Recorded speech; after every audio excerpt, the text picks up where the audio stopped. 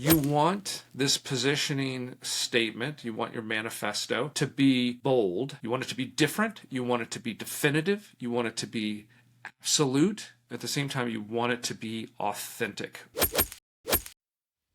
Hey guys, this is Bill Rice again with Bill Rice Strategy, and today I want to talk to you about creating a positioning statement for your new startup, or maybe if it's in a business that's already in existence but doesn't kind of have that clarity of focus and purpose and who you serve. Better still, I would love to see you actually create a manifesto. And we'll talk a little bit about the difference between maybe a positioning statement and what that ultimate manifesto would bring to that process. There's some great ones out there.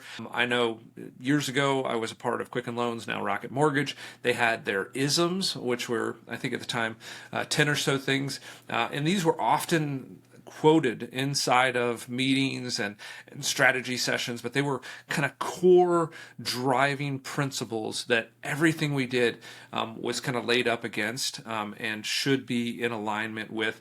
Another one that I love pulling out of the archives is 37 Signals, which I think started as an agency. Now they're just an incredible software company that's done Basecamp and Hey, and now is doing Once. Again, they created a manifesto, again, some core principles. So I know a lot of times in go-to-market, we talk about a positioning statement. I want to start there, but then I want to take it to kind of this concept of a manifesto. So how do we go about doing this? So I'm going to go through sort of a 7-step process or 7 areas that I want you to think about. And then we'll talk about how to potentially put this into a manifesto that can live within your organization, and as you grow and as you hire people, can really help to keep that larger group cohesive and all sort of rowing in the same direction. So first and foremost, you need to clarify your purpose and your vision. As a founder, and I've been one multiple times as an entrepreneur, there is something that is your North Star. There is some reason that you're actually creating or did create what you have here at this early stage. As that begins to grow, sometimes it kind of loses its direction, or other people come in and they'll kind of put their own personality on it. So I encourage you, as early as possible, sit down and write, or even record a video that really states what is that original purpose and vision. Now, the product may change, you may pivot in the market and those sorts of things, but the actual purpose or the vision for the business that you're creating, there's probably some key central pieces to that will persist as long as that business continues to be a business, right? So again, define that purpose and vision. That's where everything starts. What is you as the founder sitting with your notebook? Like, what is the purpose and the vision that you see that was the inception of this business? Then from there, again, this is personal, and as you bring other sort of senior leadership or people that are going to be influential in the organization together, this is something that you need to start very early collaborating on. What are the core values? This actually is one of the kind of most common points of fracture in partnerships. So a lot of early businesses are started with one or two partners. I did the same thing. We did not have the same set of core values. Our mindset or our thoughts on how businesses should be run were polar opposites, and that broke us apart. So I think this is a good exercise to make sure, as you bring on partners, or if you already have a partner, sit down and really collaborate on those core set of values, those non-negotiables that are in that business, so that you guys and gals will commit to that set of core values. And those can be principles, again, as that organization grows, you have very influential, very talented people come in. They will want to naturally put their thumbprint on things. And again, these core values are probably things that are non-negotiable. So as you bring people in, they probably need to conform to that, not the other way around. Now, over time, as an organization matures, there could be a investigation of that and assessing of those core values. But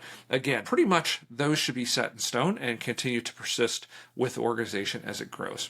The other thing that comes into this as you're kind of building that positioning statement, because you're trying to tell the market who you serve, it's really important for you to understand that audience, right? Understand your ICPs, have a clear definition of that ICP, because in that positioning statement and ultimately in the manifesto, you want it to be very clear who you serve, how you serve them, and of course, what is your differentiating factor in delivering that value proposition. Really important to understand that audience at a very deep level.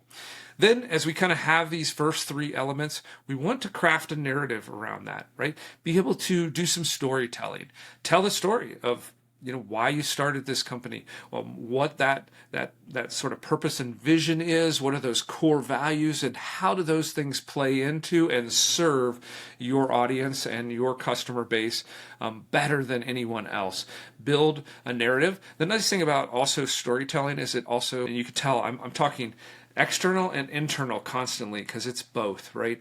I want to be able to tell a story, a compelling story, an interesting story, one that's memorable to my marketplace and to my audience, but I also want to be able to tell a similar story or a version of it that's relevant to my internal team, so that they will understand, buy into that narrative, that story, and be familiar with the legacy and the heritage that we're trying to build inside of this new company. And then from there, we want to outline the actual approach, like the things that we do. Again, this isn't processes and systems, but there are kind of a set sort of formula or pattern that makes us unique. So what is that unique approach? What is that contrarian viewpoint? What is that different way that we kind of address the market? Maybe that way in which we do things, or perhaps there's something that we're kind of innovating and we're doing it a whole different way. What is that unique approach? Start to outline that as well. So again, we have a shared understanding of what makes us unique, what differentiates us, and again, how that will be different and continue to be different from the competitors. The next step is kind of two sides of a coin, but they're really important. You want this positioning statement, you want your manifesto to be bold. You want it to be different. You want it to be definitive. You want it to be absolute in a sense. But at the same time, you want it to be authentic, right? So don't say wild and outlandish things because it sounds neat. You want to actually be authentic about it. So you want to make bold statements, but you want to be able to make sure that your organization can deliver on those bold statements. So it needs to be authentic. That means people have to buy into it. That means it needs to be possible. The claims that you make, again, need to be authentic. So everything inside of this manifesto and this kind of smaller market-facing positioning statement needs to be bold, but always authentic. And then lastly, as you have the clarity of positioning statement, who you help, how you do it better than everybody else. All these pieces, these sort of 6 or 7 pieces, should be built together into a manifesto. And you can get really creative with this. Some of the ones I mentioned back in the Quicken Loans days, we had an ISM booklet that we published once a year, and it was kind of interesting. It was no expense. Bard sacrificed to produce this. It was very colorful. It not only reinforced the manifesto, but it also showed, and throughout the year, there was a team that was responsible for collecting all these examples of the isms. And then ultimately that was compiled into a book that was shared with all of our teammates so that they could kind of see, not only reinforce the manifesto, but also be able to see that in action and what it looks like. Zappos did a similar thing. I've got a couple of copies of each of those, and they're really neat to kind of look through them. A lot of the examples, because we were so digital, are actually emails that were kind of saved and with permission use.